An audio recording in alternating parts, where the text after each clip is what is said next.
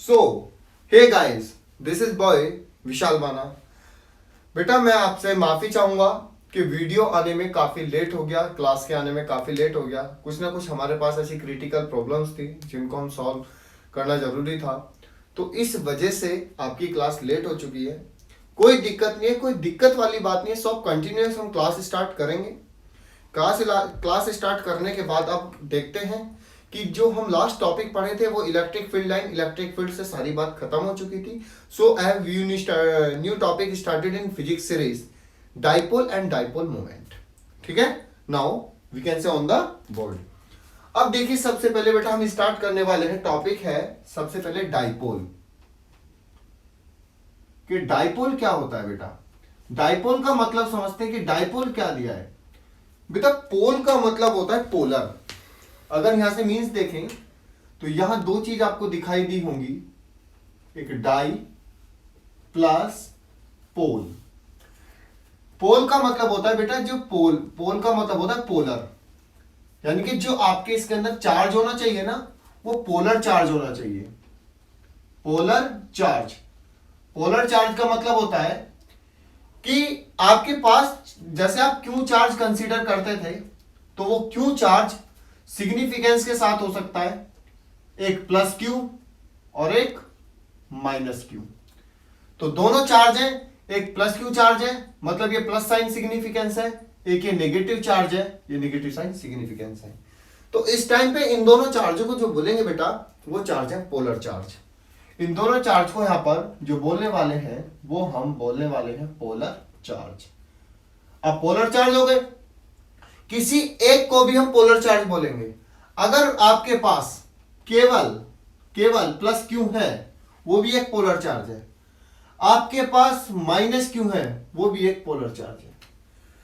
ठीक है, इसका मतलब आपको क्या देखना है कि पोल का मतलब जो होता है, पोल का मतलब होता है पोलर, मतलब उसके अंदर जो चार्ज है वो पोलर कंडीशन में होने चाहिए, मतलब सिग्निफिकेंस के साथ होने चाहिए। कोई प्लस चार्ज है, प्लस चार्ज का मतलब deficiency of electron. Minus charge है, माइनस क्यू में मतलब एफिशिएंसी ऑफ इलेक्ट्रॉन, यानी कि उसके पास इलेक्ट्रॉन ज्यादा है।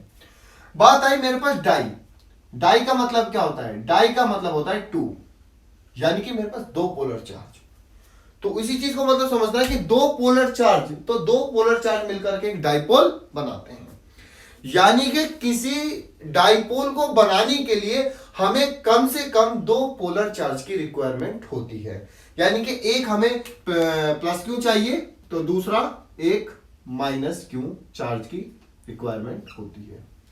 अब सबसे पहले क्या बात करता हूं, आपने पूछा कि ये डाइपोल होता क्या है। आपने बता दिया कि डाइपोल में जो पोल होता है वो पोलर होता है, उसके अंदर हमें पोलर चार्ज की रिक्वायरमेंट होती है। तो बेटा डाइपोल एक ऐसा सिस्टम होता है कि उसमें आप सेम क्वांटिटी के चार्ज लोगे। अगर Q1 एक 5 माइक्रोकूलम है और Q2 भी 5 माइक्रोकूलम है, ये भी प्लस 5 माइक्रोकूलम, ये माइनस 5 माइक्रोकूलम, मतलब दोनों की क्वांटिटी सेम होनी चाहिए, बट दोनों नेचर में अपोजिट होने चाहिए। अगर एक 5 माइक्रोकूलम पॉजिटिव है तो एक 5 माइक्रोकूलम नेगेटिव है, और दोनों एक फिक्स डिस्टेंस पर लगे होने चाहिए। दोनों के दोनों एक फिक्स डिस्टेंस पर लगे होने चाहिए। तो इस पूरे सिस्टम को जो बोला जाता है वो डाइपोल बोला जाता है। क्या बोला जाता है बेटा? डाइपोल। देखिए, आपके पास दो चार्ज हैं, आपने बोला Q1 इज इक्वल टू, मैंने बोला प्लस क्यू, और Q2 is equal to minus Q. तो देखा दोनों क्वांटिटी सेम है, कि Q1 बराबर भी Q है और Q2 बराबर भी Q है, बस दोनों के साइन डिफरेंस है, ये पॉजिटिव है और ये नेगेटिव है। इन दोनों चार्जों को आप किसी सर्टेन डिस्टेंस पे, एक फिक्स डिस्टेंस पर इन्हें रख दीजिए, तो वो जो पूरा एक आइसोलेटेड सिस्टम है ना, उसी सिस्टम को हम इलेक्ट्रिक डाइपोल बोलते हैं। तो यहां पे मैंने रखा एक पॉइंट चार्ज, यहां पे भी मैंने चार्ज रखा, दोनों को मैंने एक सर्टेन डिस्टेंस पर रख दिया। इस पर प्लस क्यू चार्ज है बेटा, और इस पर माइनस क्यू चार्ज है। ये प्लस क्यू चार्ज है और ये माइनस क्यू चार्ज है, दोनों के दोनों मैंने एक 2D डिस्टेंस पर रख दिए। तो ये पूरा जो सिस्टम है ना बेटा, ये सिस्टम, ये इलेक्ट्रिक डाइपोल है। ये इलेक्ट्रिक डाइपोल है। इस पूरे अरेंजमेंट को जो बोलते हैं इलेक्ट्रिक डाइपोल बोलते हैं। अब इसकी डेफिनेशन बनती है। डेफिनेशन क्या होता है? Two same quantity but opposite nature of charge, to same quantity but opposite nature of charge are separated a fixed distance is called electric dipole तो उसी के लिए पहला क्वेश्चन है यहां पे कि what is electric dipole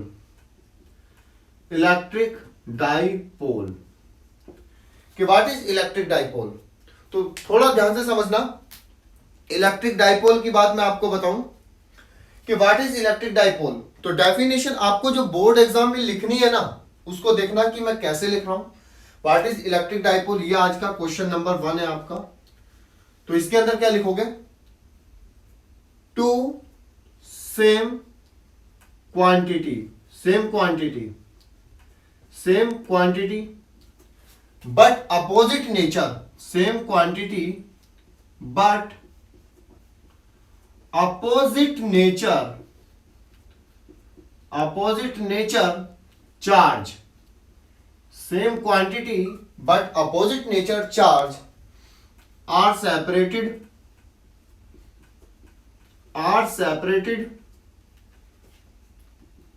a fixed distance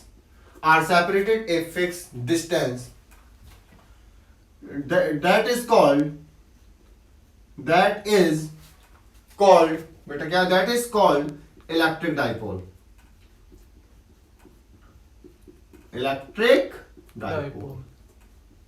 इसका मतलब बच्चों समझ में आ रहा होगा आपके कि two same quantity but opposite nature charge are separated a fixed distance, that is called electric dipole. इसी सिस्टम को जो बोलते हैं बेटा पूरे इलेक्ट्रिक डाइपोल बोलते हैं। जो इसका डायग्राम है वो आपको यहां ड्रॉ करना है कि आपके पास दो चार्ज है, यहां पे मैंने प्लस क्यू मान लिया और दूसरा यहां पे मैंने क्या मान लिया, माइनस क्यू। दोनों के दोनों मैंने एक सर्टेन डिस्टेंस पर रख दिए हैं, फिक्स कर दिए गए हैं। दोनों के बीच की डिस्टेंस हमेशा 2D कंसीडर करनी है, ठीक है ना, 2D कंसीडर करनी है। इसका मतलब ये पूरा सिस्टम क्या है, यही क्या है, इलेक्ट्रिक डाइपोल। अभी तो सिर्फ इलेक्ट्रिक डाइपोल की बात करी है। दूसरा मैं क्वेश्चन के टाइम पे बताऊंगा कि बेटा जब तुमने, ठीक है, आपको पता लग गया कि आपको कहीं डाइपोल फाइंड करना है, तो Q1 तो आपने ले लिया प्लस क्यू, ठीक है ना, इसको ध्यान से समझना। Q2 आपने ले लिया माइनस क्यू, कोई दिक्कत नहीं है। पर लेकिन आपको जैसे अभी क्वेश्चन में दे दिया कि भाई एक Q1 एक प्लस क्यू है, एक माइनस क्यू है, दोनों एक दूसरे से 5 सेंटीमीटर की डिस्टेंस पर सेपरेट हैं। तो वो जो बेटा 5 सेंटीमीटर है ना, वो 2D की वैल्यू है। वो किसकी वैल्यू है, 2D की। आपको ये नहीं कि 2 इंटू डी 5 सेंटीमीटर, डी की वैल्यू आपको 5 सेंटीमीटर नहीं रखनी है। उसके अंदर आपको जो डिस्टेंस, जो उनका फिक्स लेंथ प्रोवाइड करेगा, वो कंप्लीटली 2D की वैल्यू होगी। आप इसकी मिस्टेक मत करना। तो यानी कि आपको जैसे एग्जांपल में दे दिया x सेंटीमीटर, तो 2D is equal to x centimetre. कोई कहीं पर y सेंटीमीटर और कहीं पर मैंने सपोज करो 5 सेंटीमीटर, तो 5 सेंटीमीटर ले लो, चाहे x सेंटीमीटर ले लीजिए, चाहे y सेंटीमीटर ले लीजिए, वो सारी की सारी वैल्यू हमारी 2D के लिए है। यानी कि आपको ये नहीं कि 2 इंटू डी करके लिखना है, इससे डिस्टेंस डबल हो जाएगी, जबकि डिस्टेंस हमें डबल नहीं करनी, दोनों एक दूसरे से एक 2D डिस्टेंस पर फिक्स होते हैं, है ना। तो इसी पूरे सिस्टम को जो बोलते हैं हम बेटा इलेक्ट्रिक डाइपोल बोलते हैं। ये सिस्टम पूरा इलेक्ट्रिक डाइपोल होता है। अब इस इलेक्ट्रिक डाइपोल के अंदर ही बेटा मैं बताऊंगा कि एक छोटा सा कंसेप्ट होता है कि practical significance of electric dipole. Practical significance of electric dipole कि भैया मुझे थोड़ा सा इसके बारे में, इंपोर्टेंस के बारे में सीखना है कि इलेक्ट्रिक डाइपोल का प्रैक्टिकल सिग्निफिकेंस क्या होता है। तो देखो, अगर मैं कहीं भी अब उसके बारे में बात करते हैं तो हेडिंग आ जाएगी practical significance of electric dipole. ठीक है बेटा, आपने यहां तक नोट कर लिया होगा, आप इसे फटाफट से नोट कर सकते हैं, अपनी कॉपी में नोट डाउन कर सकते हैं। इससे आगे हम थोड़ा सा डाइपोल के बारे में सीखते हैं। अब इसमें है प्रैक्टिकल सिग्निफिकेंस ऑफ डाइपोल। तो सबसे पहले इसमें थोड़े से आपको बात बताई जाएगी कि क्या होता है प्रैक्टिकल सिग्निफिकेंस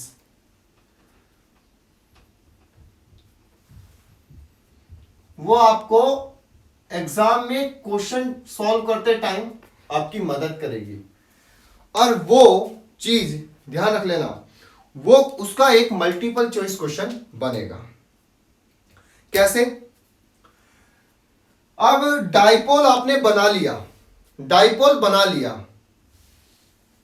तो डाइपोल बनाने के बाद आपके पास दो टाइप के फील्ड होते हैं। एक जो चार्ज अपनी वजह से खुद एक फील्ड क्रिएट करता है, उसको बोलते हैं इंटरनल इलेक्ट्रिक फील्ड। और दूसरा फील्ड ऐसा होता है कि हम चार्ज को उठाएं, किसी एक अलग अननोन फील्ड में रख दें, वो उसके लिए एक्सटर्नल इलेक्ट्रिक फील्ड होता है। तो हम किसी भी जैसे डाइपोल को उठाते हैं, तो मेरे पास यहां पे डाइपोल का एक चार्ज है जो फिक्स डिस्टेंस पर रखे हुए हैं, एक प्लस क्यू हो गया और एक माइनस क्यू हो गया। ध्यान से समझना बेटा। और यहां पे मेरी 2D डिस्टेंस है। तो पहला इसको मैं क्या करता हूं, इंटरनल इलेक्ट्रिक फील्ड के अंदर रखता हूं। इंटरनल, इसको मैंने पुट कर दिया इंटरनल इलेक्ट्रिक फील्ड। तो इंटरनल इलेक्ट्रिक फील्ड के अंदर जैसे ही मैं जाऊंगा, तो सबसे पहले मेरे से क्वेश्चन पूछा जाता है कि जब मैं किसी डाइपोल को इंटरनल इलेक्ट्रिक फील्ड के अंदर रख देता हूं, तो इंटरनल इलेक्ट्रिक फील्ड में रखने पर इसमें चार्ज कितना होता है। तो पहले हम चार्ज फाइंड करते हैं। इंटरनल इलेक्ट्रिक फील्ड के अंदर डाइपोल का charge total Q net is equal to कितना हो जाएगा, Q1 प्लस Q2। ठीक है, अब Q1 क्या है, प्लस Q है, प्लस का साइन लगाइए। Q2 क्या है, माइनस Q है, तो माइनस और प्लस कैंसिल आउट। तो बेटा इसके अंदर Q नेट कितना हो गया, Q नेट 0। ये बहुत अच्छी बात है, आपको मल्टीपल चॉइस में मैं ऑप्शन दूंगा। किसी भी इंटरनल इलेक्ट्रिक फील्ड के अंदर आप अगर किसी डाइपोल को रख देते हो, तो उसका चार्ज 0 हो जाता है। ये हमेशा याद रखना, चार्ज 0 हो जाएगा, चार्ज 0 हो जाएगा। बट लेकिन कभी भी एक बात हो रहा है, डाइपोल कभी 0 नहीं होगा। अगर आप जो डाइपोल फाइंड करते हैं ना P, वो कभी डाइपोल को P से रिप्रेजेंट करते हैं, P कभी 0 नहीं होगा।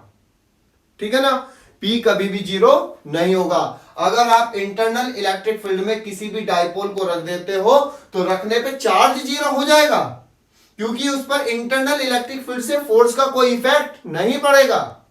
एक्सटर्नल इलेक्ट्रिक फील्ड से फोर्स का इफेक्ट पड़ता है। चार्ज उधर मूव करने लगते हैं जहां इलेक्ट्रिक फील्ड की डायरेक्शन होती है। भाई आप कोई भी डाइपोल हो, डाइपोल आपने इंटरनल इलेक्ट्रिक फील्ड के अंदर रखा, तो इंटरनल इलेक्ट्रिक फील्ड अपना कोई इफेक्ट शो नहीं करेगा। जब इफेक्ट शो नहीं करेगा, तो चार्ज की कोई डायरेक्शन नहीं होगी, तो वहां पे टोटल चार्ज 0 आ जाएगा। पर डाइपोल मोमेंट तो होगा, जो इसका मतलब यानी कि जो हम डाइपोल मोमेंट यानी कि P जो है वो not 0 in the internal electric field. But अगर इसी चीज को बेटा मैं एज्यूम करूं, मेरे पास एक बहुत बड़ा एक्सटर्नल इलेक्ट्रिक फील्ड है, एक्सटर्नल इलेक्ट्रिक फील्ड के अंदर मैं रख रहा हूं, तो एक्सटर्नल इलेक्ट्रिक फील्ड के अंदर रखते तुम्हें पता है इलेक्ट्रिक फील्ड की डायरेक्शन कैसे डिपेंड करती है, चार्ज पे। अगर पॉजिटिव चार्ज है तो हमेशा बाहर की तरफ, अगर नेगेटिव चार्ज है तो अंदर की तरफ।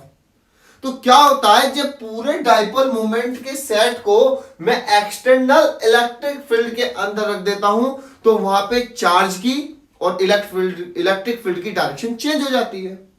जब चार्ज की इलेक्ट्रिक फील्ड की डायरेक्शन चेंज हो गई, इसका मतलब वहां पे नेट डाइपोल मोमेंट भी 0 नहीं आने वाला, वहां पे नेट चार्ज भी 0 नहीं आने वाला। यानी कि अगर मैं इसी सिस्टम को एक्सटर्नल इलेक्ट्रिक फील्ड के अंदर जाकर के रख दूं, तो वहां पर आपका नेट चार्ज 0 नहीं आएगा, क्योंकि दोनों की डायरेक्शन चेंज हो जाएगी।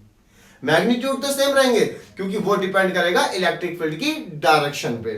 ओके, तो यही एक मल्टीपल चॉइस का क्वेश्चन बनता है, जो मल्टीपल चॉइस का क्वेश्चन मैं आपके लिए लेके आ रहा हूं। पहला, सबसे पहले, which of the following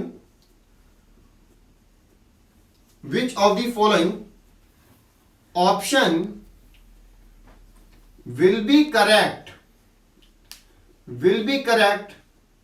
regarding the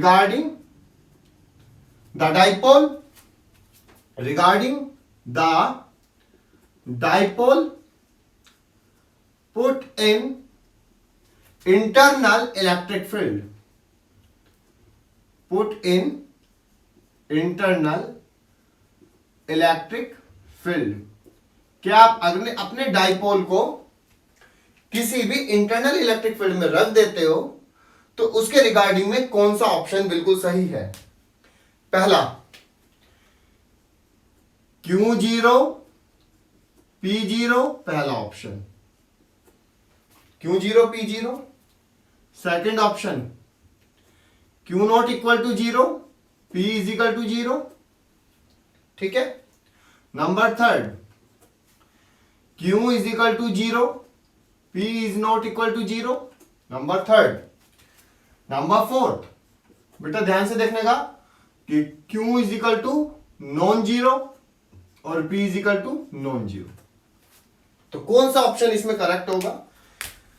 कि देखिए, which of the following will be correct regarding the dipole put in internal electric field. कि डाइपोल को किसी भी इंटरनल इलेक्ट्रिक फील्ड के अंदर रखते हैं तो रखने पर उसके रिगार्डिंग कौन सा ऑप्शन सही होगा? मैंने बताया कि इंटरनल इलेक्ट्रिक फील्ड में रखने पर क्यू नेट आपका जीरो हो जाता है, जबकि डाइपोल आपका जीरो नहीं होता। तो पहले में क्या दिया है? चार्ज भी जीरो, पी भी जीरो। ये तो गलत है। Charge non zero, P zero नहीं, चार्ज तो जीरो होना जरूरी है, जबकि पी नॉन जीरो होगा। Charge is zero, P is non zero. Charge is non zero, P is non zero. तो option number third will be correct. आपको इस तरह से आपकी थ्योरी को कंसेप्ट क्लियर करना है, क्योंकि 20 नंबर के आपके ऑप्शनल क्वेश्चन आते ही आते हैं और वो इन चीजों से बने होते हैं। जैसे आपकी बात बोर्ड की एग्जाम जब 220 का हुआ था तो उसमें पहला जब पूछा था इंटरनल रेजिस्टेंस, बैटरी का ईएमएफ और करंट आई के बीच में ग्राफ पूछा गया था, तो उसमें ग्राफ का कॉम्बिनेशन आया था। तो पहले में स्टेडी करंट के हिसाब से करंट कांस्टेंट था, उसके बाद आपका इक्वेशन चेंज होने के बाद बैटरी का ईएमएफ चेंज होने के बाद जो होता है उसका बैटरी का जैसे आप ईएमएफ चेंज करते हो तो ईएमएफ चेंज होने से रेजिस्टेंस चेंज हो जाता है। तो रेजिस्टेंस डिक्रीजिंग होता है किसकी तरह से? हाइपरबोला की तरह से। हाइपरबोलिक ग्राफ उसमें बनता था। तो इसी तरह से आपको ग्राफ में भी ऑप्शन के लिए तैयार करना है, जैसे हम बताएंगे। ठीक है बेटा, ये तो हो गया तुम्हारा डाइपोल इस तरह से। अब सबसे पहले क्या होता है कि तुमने देखा पोलराइज्ड मॉलिक्यूल, अब यानी कि आपको डाइपोल निकालना है। तो डाइपोल निकालने के लिए आपको क्या चाहिए? पोलर मॉलिक्यूल चाहिए, पोलर चार्ज चाहिए। तो मैं अभी एक बात बता दूं, आपके पास जो मॉलिक्यूल्स होते हैं, आपके पास यहाँ पे मॉलिक्यूल्स जो होते हैं या एटम्स जो होते हैं, वो कभी भी आप पे डिपेंड करता है। वो पोलर भी हो सकते हैं और वो नॉन पोलर भी हो सकते हैं। ठीक है, मैंने मान लिया सबसे पहले वो दो तरीके के होते हैं। सबसे पहले यहां पे मैंने ले लिया बेटा पोलर। पोलर में क्या होता है? पोलर कैसे डिफाइन करोगे?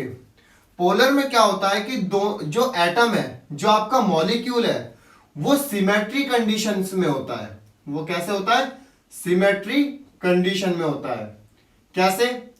एग्जांपल जैसे HCl एक डाइपोल में हमेशा एनसीईआरटी में एग्जांपल है, ये भी एक डाइपोल के बारे में बताता है। NaCl यानी कि जो आयंस में इजीली देखो H पॉजिटिव और Cl नेगेटिव, तो चार्ज दोनों पे अलग अलग नेचर में रहेगा, सेम ही। इस पे भी अगर मैं देखो +1 है तो इस पे भी -1 है, क्वांटिटी में सेम है पर नेचर में अपोजिट है।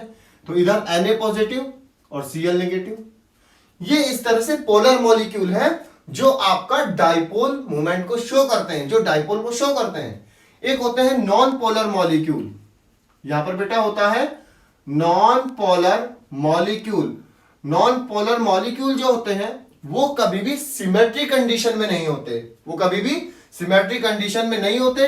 वो अपनी सिमेट्री कंडीशन को नहीं बनाएंगे, नॉट सिमेट्री। उनके अंदर कोई सिमेट्री नहीं होती। सिमेट्री नहीं होती जैसे O2। क्या आपने O2 के बीच का कभी आज तक डाइपोल देखा है? नहीं देखा ना? क्यों? अब इसमें क्या होता है, अगर तुम इस तरह से बनाते हो तो बीच में से ब्रेकडाउन होता है ना, तो दोनों की इलेक्ट्रोनेगेटिविटी इक्वल होती है, अपने अपने इलेक्ट्रॉन ले लेते हैं, तो चार्ज का डिफाइन नहीं करते। यहां पर एक फ्री रेडिकल का फॉर्मेशन होता है। तो ये कभी डाइपोल शो नहीं कर सकते। डाइपोल वही शो करेगा जिसमें चार्ज आएंगे अपोजिट नेचर के। जैसे H2, ये भी डाइपोल को शो नहीं कर सकता। जैसे N2 नहीं, P4 ये सब क्या करते हैं, डाइपोल को शो नहीं करते हैं। डाइपोल की रिगार्डिंग यह बात समझ में आई। अब इसी के अंदर डाइपोल बात समझ में आ गया होगा कि भाई डाइपोल क्या होता है, क्या ऑप्शन बन सकता है, पोलर मॉलिक्यूल शो करेंगे। क्वेश्चन में आपको मैं HCl NaCl की बात करूंगा, क्योंकि वही बोला जाएगा NaCl का चार्ज इतना, सोडियम का चार्ज इतना, क्लोरीन का चार्ज इतना।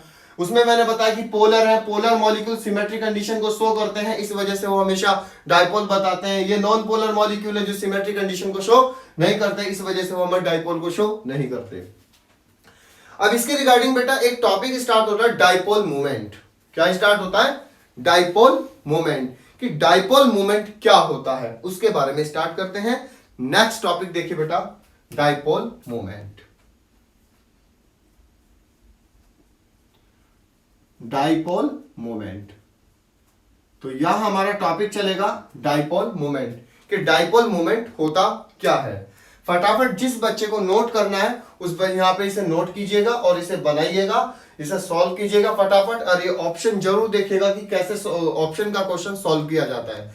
अच्छा बेटा, आपको समझ में तो आ रहा होगा ना? समझ में आ रहा है तो आप मुझे कमेंट बॉक्स में बताएं लिख करके आपको क्लास कितने परसेंट समझ में आती है। बेटा आपके कमेंट करने से हमें अपनी फ्रीक्वेंसी, हमें अपना इंक्रीजमेंट करने में मजा आएगा, हम उतना ही ज्यादा अपने आप को इंप्रूवमेंट कर पाएंगे आपके सामने। ठीक है ना बेटा? तो आप कमेंट बॉक्स में जरूर बताएं, कहीं भी आपको कोई भी ऐसा लगता हो कि मिसबिहेव हो रहा है, टॉपिक मिसकंसेप्चुअल हो रहा है, तो आप तुरंत बताएं ताकि हमें उसका इंप्रूवमेंट करने में मदद मिले। ठीक है ना? प्लीज हेल्प मी, आप मेरी मदद कीजिएगा इस चीज में।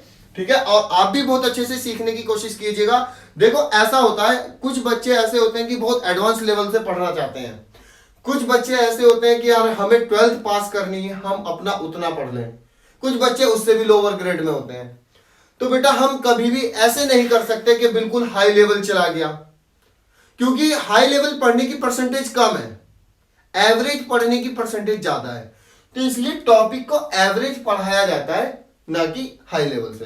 क्योंकि अगर ज्यादा हाई लेवल करेंगे कि आपके IIT एडवांस तो करनी नहीं है, मेडिकल डॉक्टर तो बनना नहीं है, कुछ हर बच्चे के ऐसे ड्रीम नहीं होते, तो इसी वजह से एवरेज करके पढ़ाया जाता है। तो आप ये मत सोचिए कि ये बता दिया अब डाइपोल मूवमेंट स्टार्ट हो जाएगा। कुछ बच्चे सोच रहे होंगे यार इसके बारे में और कुछ बताएं, वो बता सकते हैं, इसके लिए तो बहुत टॉपिक है इसमें एक्सप्लेन करने के लिए। अभी मैं बताऊं polarise, non polarise, symmetrical polarise लेकर के जाएंगे, पर लेकिन उसका कोई भी बेनिफिट नहीं है।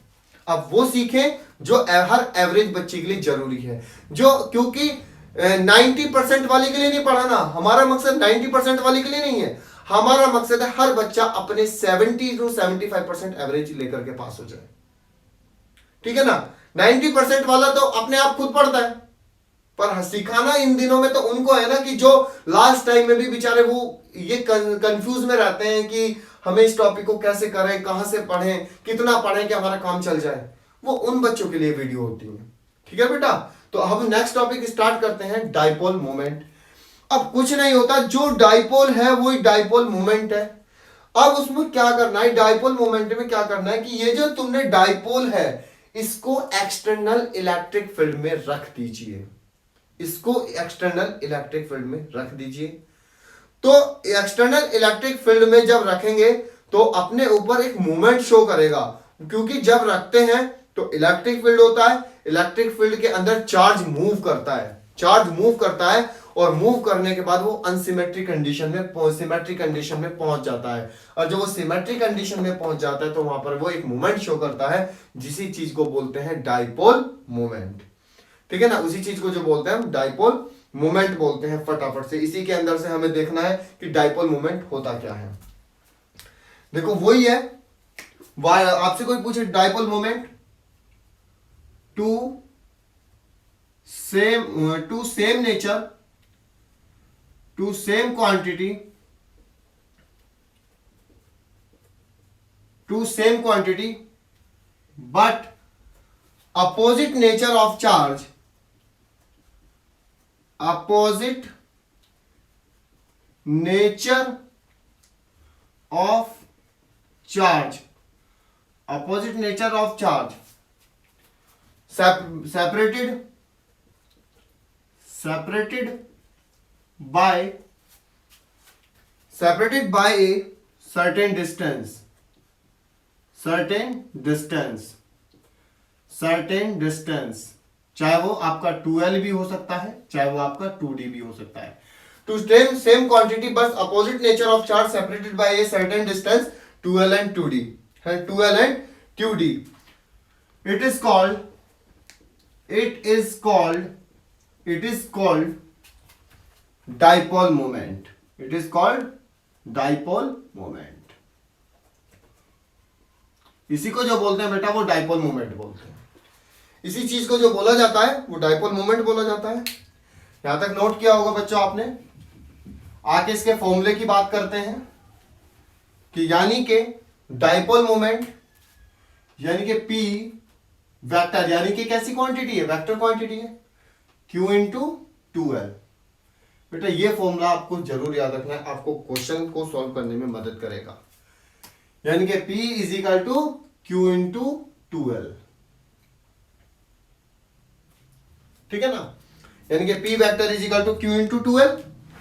अगर इसकी SI यूनिट की बात करूं, SI यूनिट की, तो आपको पता है Q तो होता है चार्ज।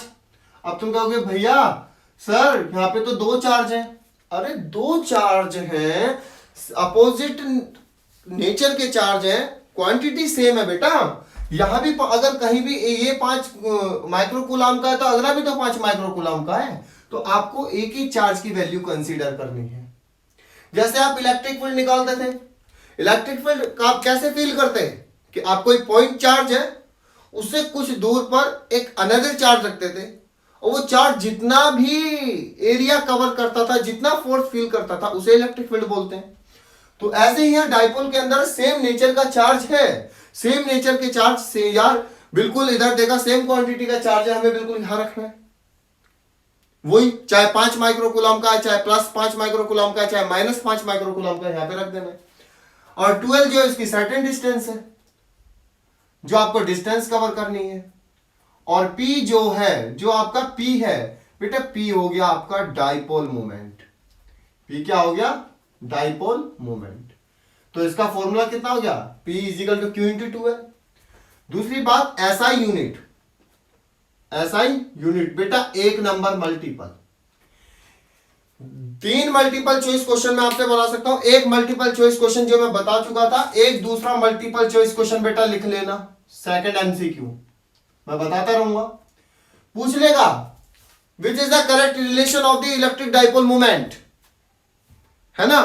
हो सकता है विच of the correct relation between charge and the distance in dipole moment, यानी कि 2 चार्ज और उनके बीच के डिस्टेंस के बीच में करेक्ट रिलेशन क्या होता है बताइए। तो P vector is equal to, हाँ फॉर्मूला आपको सेम भी देगा, एक फॉर्मूला ऐसा भी होगा जिसके ऊपर वेक्टर का साइन नहीं होगा, आप उस पर भी लगा दोगे, पर लेकिन it is a vector quantity, इसका मतलब P के ऊपर आपको वेक्टर का साइन लगाना पड़ेगा। आपका वही फॉर्मूला करेक्ट होगा जिसपे वेक्टर का साइन लगा होगा। अभी मैं क्वेश्चन में बताऊंगा ऐसा यूनिट ऑफ डाइपोल मोमेंट, ऐसा unit of dipole moment. Dipole moment अब देखते हैं बेटा फॉर्मूले के अकॉर्डिंग कि P vector is equal to Q into 2L। बेटा Q चार्ज है, तो चार्ज को तो कूलम बोलते हैं ना, चार्ज को क्या बोलते हैं, कूलम, यानी कि चार्ज की यूनिट क्या होती है, कूलम। डिस्टेंस की यूनिट मीटर, तो यानी कि कितना हो गया बेटा, कूलम मीटर। तो यानी कि मैं इसका जो ऐसा यूनिट बोल सकता हूं वो क्या हो सकती है, ऐसा यूनिट होगा इसकी कूलम मीटर, कूलम मीटर, यानी कि बोले तो सीएम बोले तो कूलम मीटर, ये रख लेना। उसके बाद डायमेंशन की बात करता हूं इसके फटाफट, कूलम मीटर के डायमेंशन की बात करता हूं। तो डायमेंशन देखिए बेटा फटाफट, इसका डायमेंशन निकालते हैं कि इसका डायमेंशनल होता क्या है। डायमेंशन होती है फॉर्मूले के अकॉर्डिंग ही चलेंगे, P इज इक्वल टू, देखो मैं बार बार पता है कोई अगर डायमेंशन निकालता हूं, ऐसा यूनिट निकालता हूं, मैं फॉर्मूले को क्यों यूज करता हूं, ताकि आप जरा सी भी मिस्टेक ना करें। अगर आपको किसी की डायमेंशन नहीं याद, फॉर्मूला याद है, पर मेरी गारंटी है अगर आपको फॉर्मूला याद है आप एक एक ऐसा यूनिट और एक एक डायमेंशन सही निकालेंगे। आपको पूरी बुक इतनी बड़ी फिजिक्स है याद करने की जरूरत नहीं है किसकी डायमेंशन क्या है, बस उसका फॉर्मूला पता है आपको, तो इसका मतलब आप उसकी डायमेंशन भी निकाल देंगे। अगर उसका पता है तो इसका मतलब आप उसकी क्यू की भी निकाल सकते हैं, डिस्टेंस की भी निकाल सकते हैं, किसी की भी वो पूछे आप निकाल सकते हैं। देखिएगा, मुझे पता है चार्ज की डायमेंशन, चार्ज की मुझे तो नहीं पता, पर चार्ज का एक फॉर्मूला पता है कि I is equal to Q upon T, बिल्कुल। और मुझे क्यू निकालना है तो Q is equal to I T, I T को एम्पियर ए, टाइम को टी, तो चार्ज की डायमेंशन कितनी आ गई बेटा, 80। डिस्टेंस की कितना हो गया, एल, तो यानी कि पी की डायमेंशन कितनी होगी बेटा, 80L। अटल मैंने तो ना, अटल बिहारी वाजपेयी, याद हो गई ना उनकी, है ना, बहुत अच्छे प्राइम मिनिस्टर थे वो। कौन कौन बच्चा है उनके, कौन कौन बच्चा उन बच्चों की उनके जन्म के टाइम की पैदाइश है, पहले तो ये बताओ। और जिसकी हो वो कमेंट बॉक्स में बताए कि जिस टाइम आपके अटल बिहारी वाजपेयी प्राइम मिनिस्टर थे उस टाइम पे कौन कौन बच्चा था। मैं तो बताता हूं, मैं तो भैया 3rd क्लास में था, इतना तो मैं बता रहा हूं। जब चलते थे तो वो पता है प्राइम मिनिस्टर तो थे ही थे, पर लेकिन एक वो बहुत बड़े पोइटर भी थे और राइटर भी थे। वो हरिवंश राय बच्चन के साथ अपनी पोइट्री लिखते थे। आप उनकी कभी भी इंडियन कल्चर के नाम से एक बुक आती है, उसके अंदर उठा के कभी फ्री ऑफ माइंड, अब साइंस से बोर हो गए, तैयारी नहीं करनी, अब थोड़ा सा पढ़ना, तो पढ़ के देखना। और जिस बच्चे को कभी भी अगर किसी भी आपको अपने लीडर की मिस्ट्री जाननी है, डेथ मिस्ट्री, कि उनकी हुई कैसे, वो क्या थे, तो एक चैनल चलता है ना क्राइम तक, तो उसको देखिए, उसको सब्सक्राइब कीजिए, उसको देखिए, आपको एक एक लीडर की हिस्ट्री मिल जाएगी, जैसी हिस्ट्री आप जानना चाह रहे हैं कि हमारे लाल बहादुर शास्त्री जी की डेथ क्यों हुई, पीटी नेहरू ने काम क्यों किया, इंदिरा गांधी की डेथ कैसे हुई। तो इस तरह के सब टॉपिक उसके अंदर आपको देखने को मिलेंगे। वहां पढ़ना और इंटरेस्ट लेना कि क्योंकि इन चीजों से क्या होता है, हमें कुछ पीछे अननोन रीजन जो लोगों को नहीं पता उनके बारे में पता चलता है।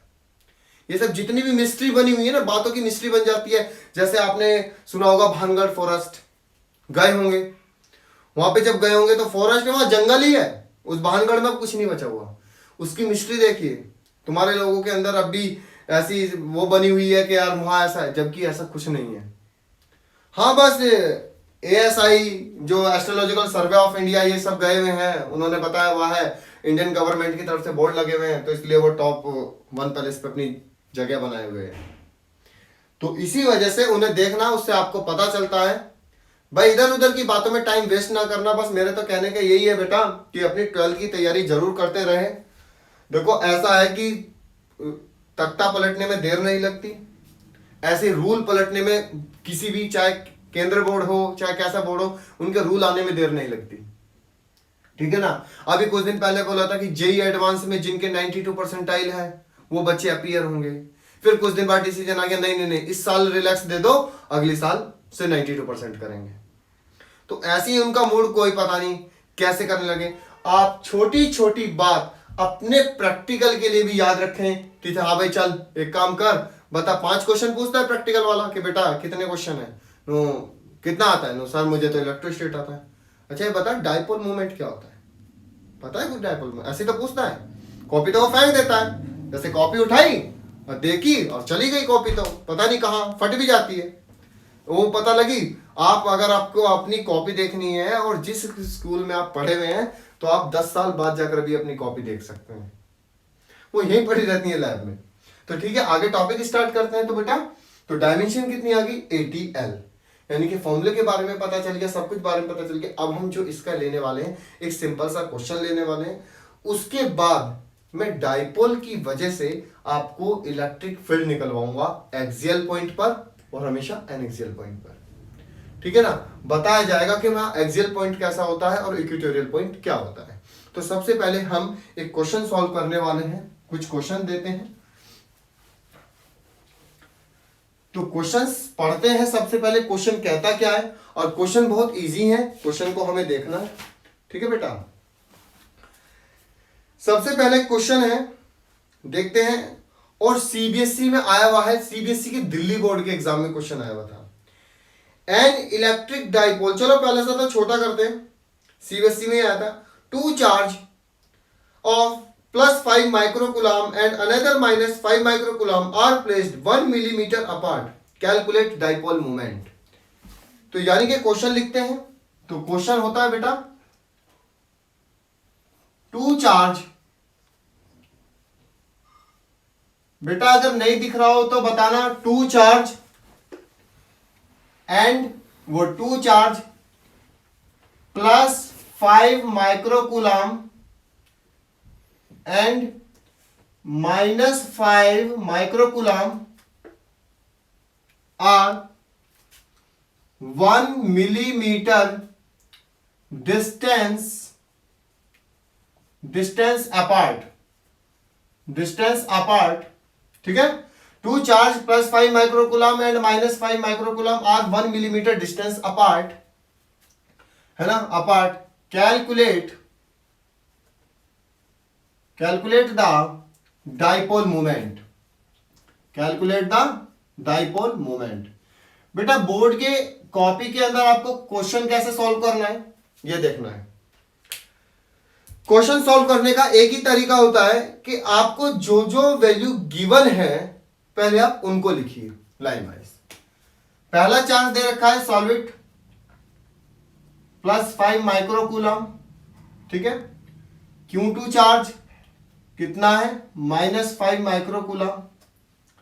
डिस्टेंस दे रखी है बेटा 2D डिस्टेंस, अगर आप 2D कितना है बेटा 1 मिलीमीटर। तो आप जब क्वेश्चन में ऐसा लिख लोगे तो तुरंत इनका कन्वर्जन स्टार्ट करोगे कि पहले माइक्रोकूलम को कूलम में करें और मिलीमीटर को मीटर में करें। तो यही करते हैं। तो 1 माइक्रोकूलम इज इक्वल टू 10 की पावर -6 कूलम, तो 5 इंटू 10 की पावर -6 कूलम। नेक्स्ट चार्ज भी ये प्लस में चलता है, ये माइनस में चलेगा, -5 इंटू 10 की पावर -6 कूलम। और 1 मिलीमीटर इज इक्वल टू 10 की पावर 3 मीटर। तो यानी कि कितना हो गया 1 इंटू 10 की पावर -3 मीटर। क्या पूछा है बेटा डाइपोल मोमेंट।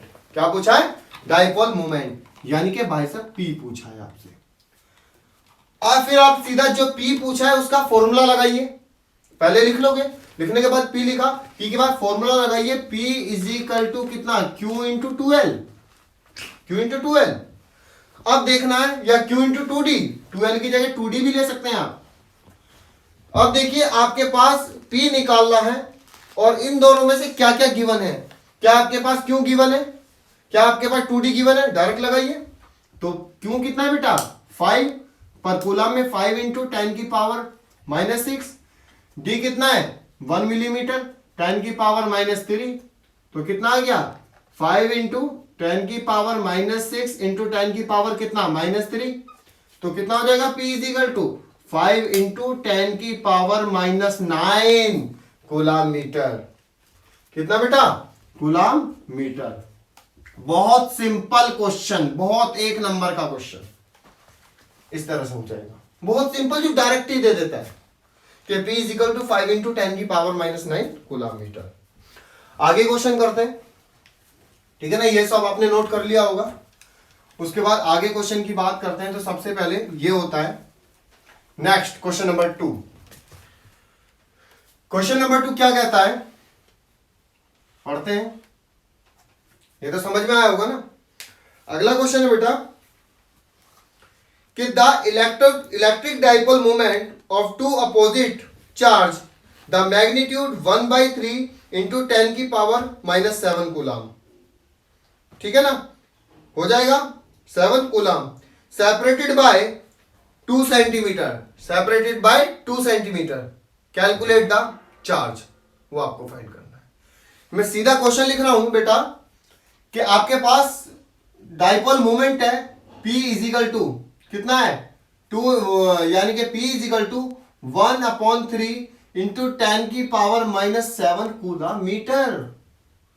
और दोनों 2L यानी कि 2D 3 मिलीमीटर की डिस्टेंस पर क्या है कनेक्ट है, यानी कि 3 मिलीमीटर को क्या करोगे 3 इंटू 10 की पावर -3 मीटर। आपसे चार्ज पूछा है तो यही तो लगाओगे कि P is equal to Q into 2D। तो क्या लगाने वाले हो, Q फाइंड करना है तो P अपॉन 2D हो जाएगा क्वेश्चन। नेक्स्ट क्वेश्चन, ये आपको डायरेक्ट ऐसे बताया करना है आपको। क्वेश्चन नंबर 3, ये क्वेश्चन बस एक बार मुझे कराना है। तो इसके लिए क्या करना है बेटा, आपके पास एक क्वेश्चन पढ़ते हैं फटाफट। The electric dipole moment the electric dipole moment held with कितना कितना डाइपोल 9 इंटू 10 की पावर -26 कूलम मीटर।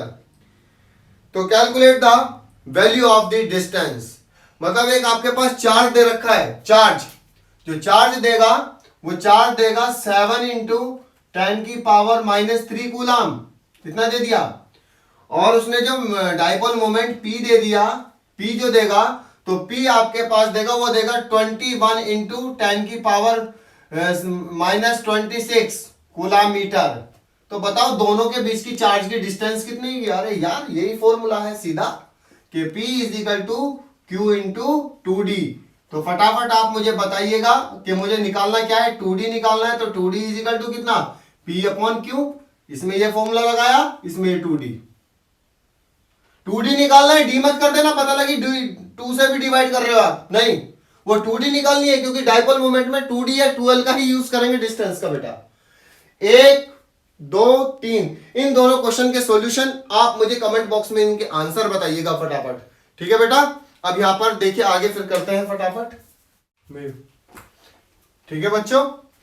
अब स्टार्ट करते हैं कि हमें डाइपोल की वजह से एक्सियल पॉइंट पर, डाइपोल की वजह से काट, तो 1/4πε0 क्यों इससे कॉमन ले सकता हूं, तो बेटा देखो 1/4πε0 क्यों कॉमन आ गया, तो कॉमन आने के बाद यहां पे बचा बेटा कितना 1/r माइनस एल का whole square minus r plus L का होल स्क्वायर, ठीक है।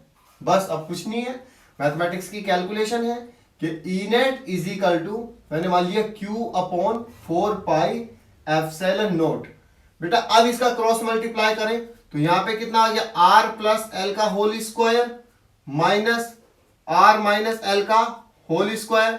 ये अकॉर्डिंग कौन सा रूल फॉलो करता है, a square plus B square, यानी कि a स्क्वायर मतलब r माइनस एल का होल स्क्वायर, इधर r प्लस एल का होल स्क्वायर, यानी कि इसको मैं ये भी लिख सकता हूं कि r square minus L square का होल स्क्वायर। बेटा ये मैथमेटिक्स की एप्लीकेशंस होती हैं, आपको 6 7 9 8 जब आपने पढ़ा होगा ना मैथ, तो उसके अंदर आपको जरूर बताया होगा कि a प्लस बी का whole square, a square minus B square का होल स्क्वायर, ये सारे फॉर्मूले उसके अकॉर्डिंग आते हैं, ठीक है ना। तो यहां पर देखिए ई नेट इज इक्वल टू यहां पर कितना होता है Q/4πε0। यहां देखते हैं सबसे पहले इसे, ये कंपैरिजन करके देखिए r प्लस ए प्लस बी का होल स्क्वायर, सारे बता दूंगा अभी, ये मत सोचना कि मैंने कह दिया, मैं ही प्रूव करूंगा इन्हें। ये कंपैरिजन कर रहा है a प्लस बी का होल स्क्वायर, तो a बी प्लस बी का a square plus B square plus 2ab, क्या यही होता है क्या, हाँ बेटा। उसके बाद यहां देखिए माइनस, यानी कि अब a माइनस बी का होल स्क्वायर यानी कि a square minus B square plus कितना हो जाएगा, यहां पे फटाफट देखना, यहां पे कितना, ये कितना है प्लस आ जाएगा, माइनस कितना आ जाएगा 2rl, यानी कि उसके बाद फटाफट देखिए नीचे क्या आने वाला है, उसके बाद देखिए फटाफट क्या आएगा, r square minus L square, यानी कि r square minus L square का होल स्क्वायर, r स्क्वायर से r स्क्वायर कैंसिल आउट हो जाएंगे सारे, ठीक है। उसके बाद क्या होने वाला है, यहां पे फटाफट देखिए आप कि एल स्क्वायर से एल स्क्वायर कैंसिल, तो यानी कि एल स्क्वायर से एल स्क्वायर कैंसिल, यानी कि कितना बचा कि E net is equal to ध्यान देखो बेटा Q/4πε0 2rl यानी कि 4rl upon r square minus L square का होल स्क्वायर, ठीक है ना।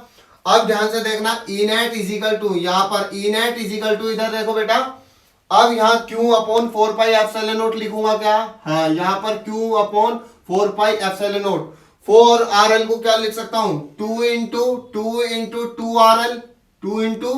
2rl अपॉन, बेटा अब क्या लिख सकता हूं मैं इनको, अगर मैं इसे अभी छोड़ दूं तो सबसे पहले मैं बोलूंगा r square minus L square का होल स्क्वायर। अब एक एप्लीकेशन करते हैं, यहां पे आइए डायग्राम पे वापस, सब वापस से डायग्राम पे आइए। कि मैंने यहाँ पे इनेट अभी तक निकाल के लेके आया हूं कि Q upon 4 pi epsilon naught 2 into 2RL upon R square minus L square का होल स्क्वायर। तो मैं क्या मान लेता हूं, ये जो L डिस्टेंस है, L डिस्टेंस, इसको R के कंपैरिजन में, L है ना ये L जो डिस्टेंस है, जहां से मैंने मिड पॉइंट से दो पार्ट्स में 2L को डिवाइड कर दिया भाई, 2L को दो पार्ट्स में डिवाइड कर दिया, L और L मिड पॉइंट से, इस L को इस R के कंपैरिजन पे जहां पे मैंने P पॉइंट रखी है, P पॉइंट की R के कंपैरिजन में L को बहुत नेग्लिजिबल मान लिया मैंने, बहुत छोटा मान लिया।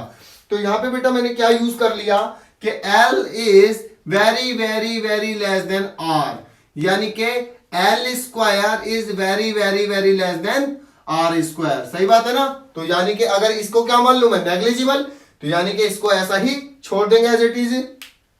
तो आने वाला क्या है बेटा, यहां पे आने वाला है E net is equal to Q upon 4 pi epsilon naught, बिल्कुल सही बात, 2 इंटू 2RL अपॉन, इसको तो नेग्लिजिबल छोड़ देंगे तो क्या बचेगा, R स्क्वायर का होल स्क्वायर। सही बात है। तो बेटा यहां पे जो आने वाला है वो आ गया E net is equal to कितना आ गया, Q upon 4 pi epsilon not. अरे बेटा अगर नीचे नहीं दिखाई दे रहा हो तो मुझे बताएं कि Q upon 4 pi epsilon naught 2 into 2RL upon R की पावर 4, R की पावर 4, कोई दिक्कत नहीं है। अब इधर आपने नोट कर लिया होगा बेटा, आप इधर आपने नोट कर लिया होगा, समझ रहे होंगे, डायग्राम समझ में आ गया होगा।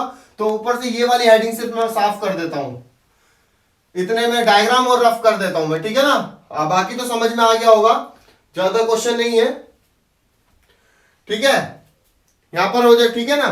तो E net is equal to Q upon 4 pi epsilon not.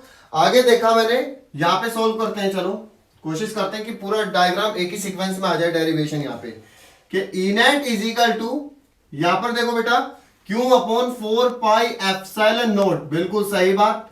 अब मैं इसको ये भी लिख सकता हूं कि 2 इंटू, ठीक है, 2 इंटू 2RL है ना, 2 इंटू 2RL यानी कि 2L इंटू R, कुछ भी है मतलब L into R upon R की पावर 4। बेटा एक पावर से एक R कैंसिल, R की पावर 4 से, तो बेटा क्या बचा, E net is equal to Q upon 4 pi epsilon naught 2 into 2L upon R की पावर क्यूब, R की पावर क्यूब।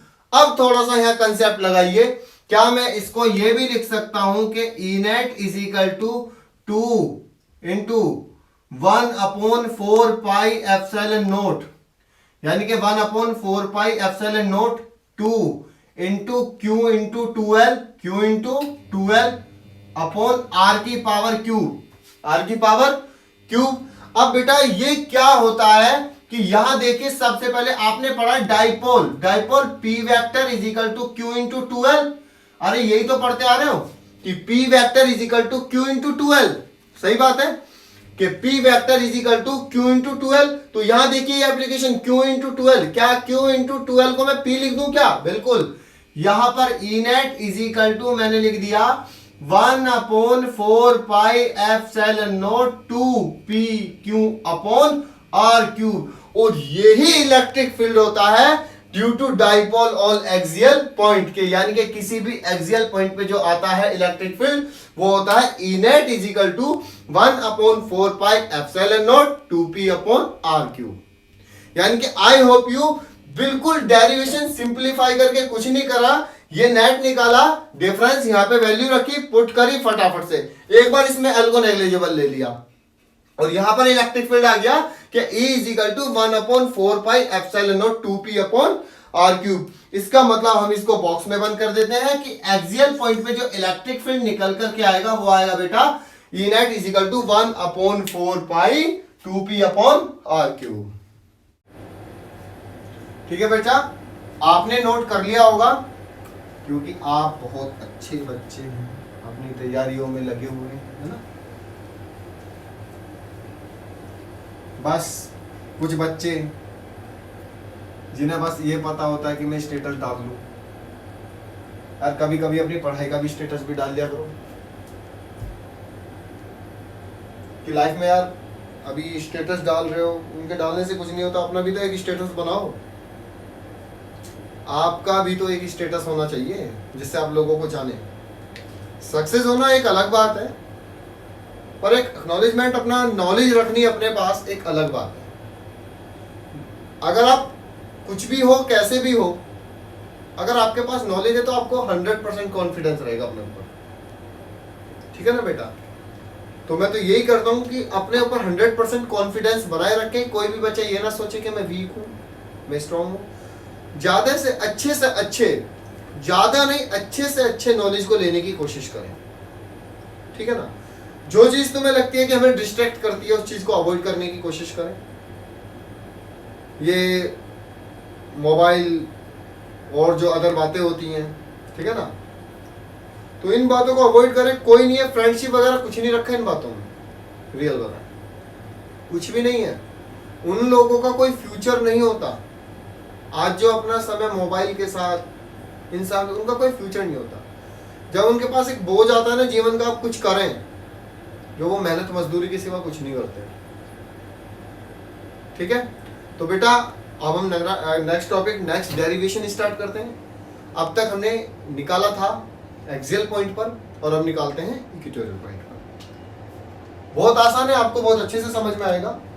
तो बेटा डेरिवेशन है, अब इलेक्ट्रिक फील्ड निकालना है, बस डायरेक्ट लिख रहा हूं इक्वेटोरियल पॉइंट पर। देखो इक्वेटोरियल पॉइंट का मतलब जो होता है बेटा, वो पॉइंट होता है परपेंडिकुलर पॉइंट। परपेंडिकुलर, तो सबसे पहले यहाँ पे जो पॉइंट होता है वो होता है परपेंडिकुलर पॉइंट। देखते हैं, डायग्राम बनाने की कोशिश करते हैं। हाँ तो डाइपोली, आपके पास यहां पर कोई चार्ज है और यहां पर भी कोई चार्ज है, सेम चार्ज, माइनस क्यू और प्लस क्यू, शाबाश, और दोनों 2l डिस्टेंस पर रखे हुए हैं।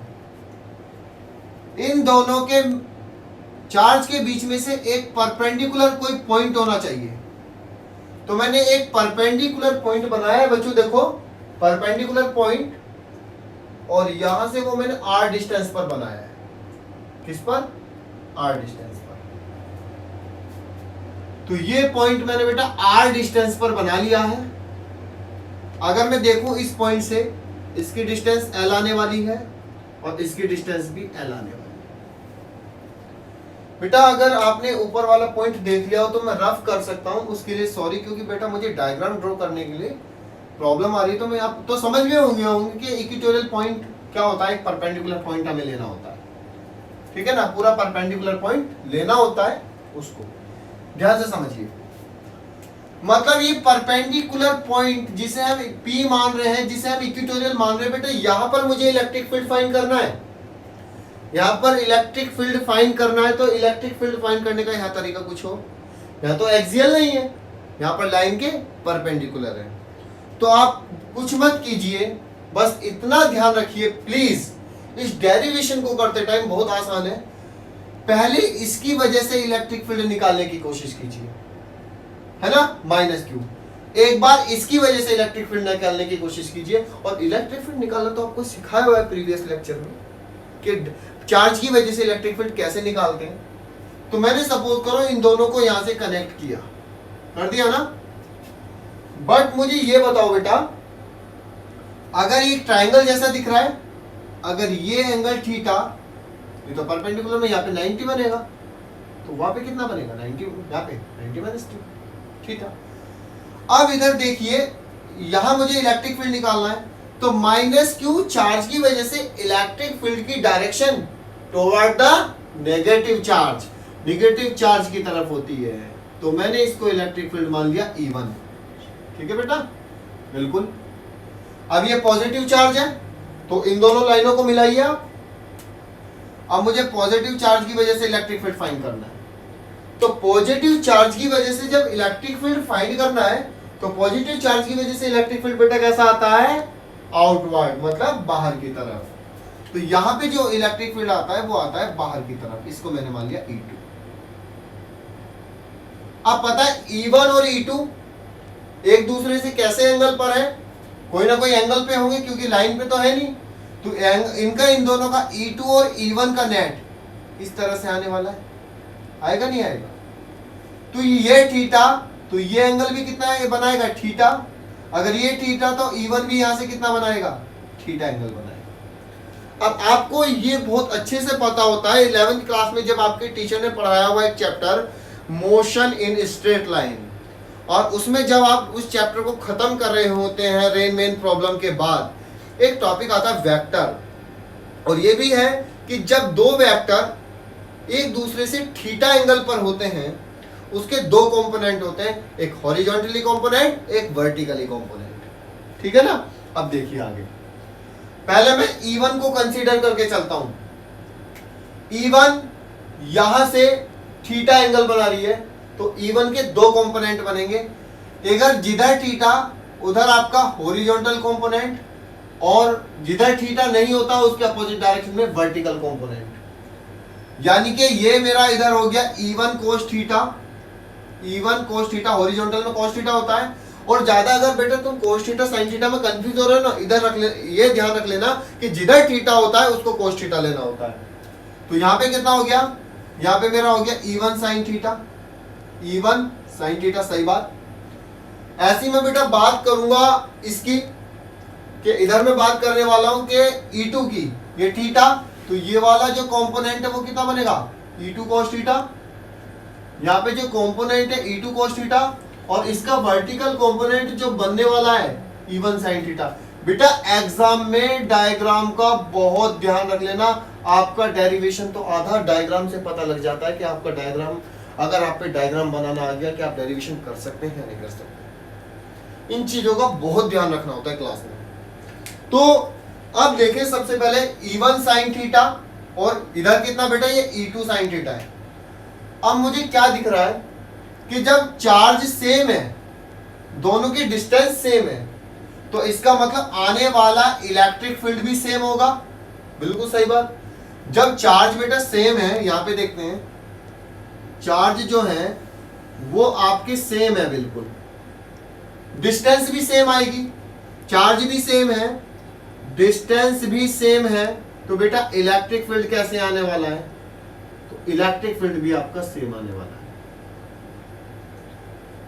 Electric field same. तो इलेक्ट्रिक फील्ड सेम आने की वजह से अब मैंने देखा कि E1 और E2 इक्वल हो जाएंगे, तो E1 is equal to E2 is equal to E के इक्वल। यानी कि इसको मैं यही लिख सकता हूं कि E sin थीटा, और इधर भी कौन सा बेटा?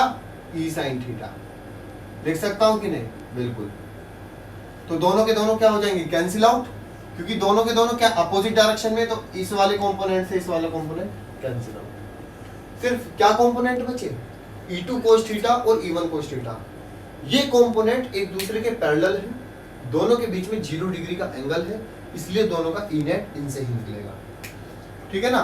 तो मैं यहां लिख दूं कि E1 sin theta and E2 sin theta, E2 sin theta are opposite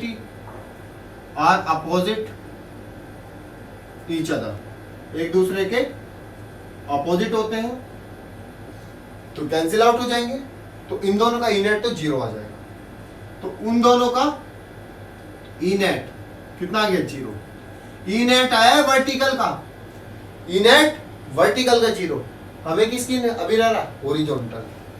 horizontal के लिए देखिए बेटा, E1 cos theta comma E2 cos theta are parallel, एक दूसरे के पैरेलल है ना, और जहां पैरेलल होता है बेटा theta is equal to 0 degree, और जब दो वेक्टर एक दूसरे से 0 डिग्री एंगल पर प्रेजेंट होते हैं तो उनका ई नेट कितना निकलता है? E net is equal to E1 plus E2। सही बात है। तो E1 की जगह बेटा कितना आ जाएगा? E1 cos theta. E2 की जगह कितना आ जाएगा? E2 cos theta. बिल्कुल सही बात। और अभी बताया बेटा E1 और E2 सेम है, तो यानी कि कितना? E cos theta, E cos theta plus E cos theta, तो यानी कि कितना आ जाएगा बेटा? 2E cos theta, 2E cos theta, यानी कि E net is equal to कितना आ गया? 2E cos theta. अभी डेरिवेशन कंप्लीट नहीं हुआ बेटा, अब इसको आगे पूछ करते हैं, यानी कि इन दोनों का जो हॉरिजॉन्टल कंपोनेंट मैंने ऐड किए बेटा, क्योंकि वो तो कैंसिल आउट हो चुके हैं दोनों वर्टिकल वर्टिकल वाले, जो हॉरिजॉन्टली है वो ऐड होकर के आ गया E net is equal to 2e cos theta. आगे सॉल्व करते हैं।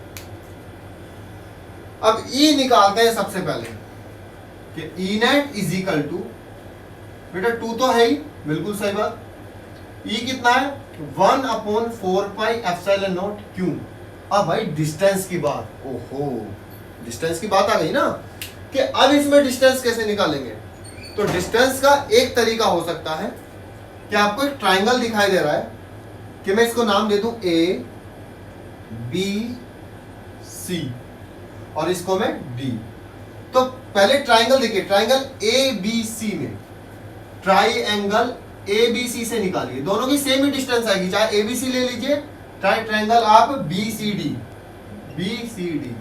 तो आपको एक चीज दिखाई देगी कि आपको ये साइड दी है, ये साइड दी है, आपको ये तो डिस्टेंस फाइंड करनी है चार्ज और पॉइंट के बीच की, क्योंकि चार्ज और पॉइंट के बीच में तो इलेक्ट्रिक फील्ड निकाला जाता है बेटा, तो उनके बीच की डिस्टेंस चाहिए। तो इनके बीच की डिस्टेंस आ जाएगी कि अगर ट्राइंगल में इस साइड का स्क्वायर प्लस इस साइड का square is equal to this side का स्क्वायर, बिल्कुल सही बात। यानी कि इसको मैं अगर इसको मैं d मान लूं, इसको मैं d मान लूं, सपोज करो ये मेरा d हो गया, तो d square is equal to कितना हो जाएगा, d square is equal to l का स्क्वायर प्लस r का स्क्वायर, यानी कि कितना हो जाएगा d इज इक्वल टू इतना ही हो जाएगा, d square is equal to l का स्क्वायर प्लस r के स्क्वायर। तो यहाँ पे फॉर्मूला रखता हूँ फटाफट कि 2 into 1/4 pi epsilon naught Q upon l square plus r square. सही बात। अब आ गया, क्योंकि बेटा एक बात बता दूं प्लीज, यहां मैंने डायरेक्ट कंसेप्ट यूज किया है, क्योंकि यहां होता है डी स्क्वायर, यहां क्या है डी स्क्वायर, वो डी स्क्वायर मैंने निकाला है, अगर मैं स्क्वायर न लेता तो इसका स्क्वायर इधर जाता तो अंडर रूट आता, और उस D is equal to under root L square plus L square, जैसे ही मैं उसके अंदर रखता फिर मुझे स्क्वायर करना पड़ता, तो उस स्क्वायर से अंडर रूट कैंसिल आउट हो जाता, तो इसलिए मैंने डायरेक्ट ही वैल्यू रख दी। सही बात। उसके बाद मुझे कोस थीटा निकालना है, यही है ना कोस थीटा, बात आई कोस थीटा की। कोस थीटा निकालते हैं फटाफट किसी भी एक ट्रायंगल से। कोस थीटा बताइए क्या होता है, cos theta is equal to base upon hypotenuse, cos theta is equal to base upon hypotenuse. अब मुझे पता है सबसे पहले भाई बेस, बाबूजी बेस, जिधर थीटा उस वाली साइड को क्या बोलते हैं बेस, थीटा के सामने वाली साइड परपेंडिकुलर और 90 डिग्री के सामने वाली साइड हमेशा हाइपोटेन्यूज होती है। तो कोस थीटा का बेस बेटा मेरा एल हो गया, कोस थीटा का बेस कितना हो गया एल, और हाइपोटेन्यूज कितना हो गया मेरा L square plus R square. पर हाइपोटेन्यूज डिस्टेंस है ना, तो ये डिस्टेंस अंडर रूट में आएगी ना, कितना आएगी अंडर रूट में, तो अंडर रूट कितना L square plus R square. रखिए फटाफट इसे, 2 into 1/4 pi epsilon naught Q upon L square plus R square. Cos theta में रखिए बेटा फटाफट L upon L square plus R square. ठीक है बेटा, क्योंकि कोस थीटा की जगह मैंने वैल्यू ये रख दी। अब आगे सॉल्व करते हैं फटाफट कि 2 into 1/4 pi epsilon naught Q तो है ही, इंटू एल भी हो गया। अब डिस्टेंस देखते हैं, L square plus R square, ये तो पता ही है। अब ये अंडर रूट में है, ये अंडर रूट में है ना, तो अंडर रूट को हटा करके क्या लिए यूज कर सकते हैं 1/2, वही तो मीन्स होता है। तो L square plus R square की तो पावर 1 और इसका L square plus R square की पावर 1/2, तो मल्टीप्लाई में पावर क्या होती है बेटा ऐड, तो कितना हो गया 1/4 पाई एप्सिलॉन नॉट, 2 को इधर ले गया 2 इंटू क्यू इंटू एल। ठीक है ना, या तो ऐसे कर लो, अपॉन कितना हो जाएगा बेटा L square plus R square की पावर 3/2, अरे 1 प्लस 1/2 तो 3/2। अब आगे बात करते हैं वही फटाफट से, कि इसके लिए मैंने क्या मान लिया कि इस ये जो मैंने P पॉइंट माना है उसकी जो R डिस्टेंस है उसके कंपैरिजन में L तो बहुत छोटी है, हाफ कर दिया मैंने, तो L को फिर नेग्लिजिबल मानता हूं, तो L is very very small than R, यानी कि L square is very very small than R square. ठीक है, तो इसका मतलब क्या हो सकता है 1/4πε0 Q इंटू 2L अपॉन कितना हो गया, L को तो छोड़ दो बेटा, क्या बचा R स्क्वायर की पावर 3/2, 2 से 2 कैंसिल, तो कितना हो जाता है बेटा 1/4πε0 Q into 2L upon R cube. अब आ जाते हैं हम अपने काम के पॉइंट पर, क्या डाइपोल मोमेंट।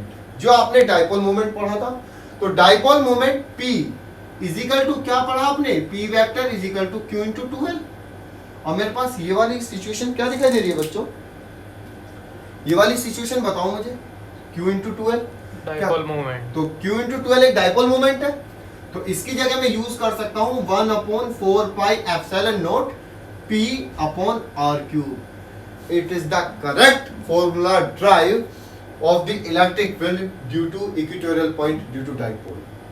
कि डाइपोल पे हम किस वजह से, किस तरीके से हम इलेक्ट्रिक फील्ड फाइंड कर सकते हैं, वो है 1/4πε0 P अपॉन R क्यूब। ठीक है बेटा, जो आपको डेरिवेशन नहीं समझ में आया हो तो मुझे आज कमेंट बॉक्स में जरूर बताना, और उसके मैं नेक्स्ट क्लास में आपको रिवीजन करा सकता हूं, ठीक है ना। तो आप एक बार जरूर कोशिश करना, बहुत आसान है, सीधा मैंने बस ये यहां तक ला करके बताऊं तो ये ला करके ऐड करके वैल्यू रख दी ई की डिस्टेंस निकाल के ई की वैल्यू रखी, उसके बाद cos थीटा निकाल दिया और सीधा का सीधा प्रूव हो गया कि 1/4πε0 P अपॉन R क्यूब। ठीक है गाइस, आज आपको क्लास अच्छे से समझ में आई होगी। तो आज आपका electric dipole, physical significance, electric dipole movement, उस पे 2-3 क्वेश्चन, उसके बाद आपके 2 डेरिवेशन आज की क्लास में पूरे क्लियर हो चुके हैं। इसका मतलब आपने 3 से 4 नंबर या 5 नंबर का इलेक्ट्रोस्टैटिक्स में से टॉपिक क्लियर कर चुके हैं। इसमें से क्वेश्चन बन जाता है, मल्टीपल चॉइस में बनेगा, डेरिवेशन आपके सामने 2 आ चुके हैं। ठीक है बच्चों, आज चलते हैं आज की क्लास के लिए। खुश रहिए, पढ़ाई करते रहिए। ओके बाय बेटा, थैंक यू।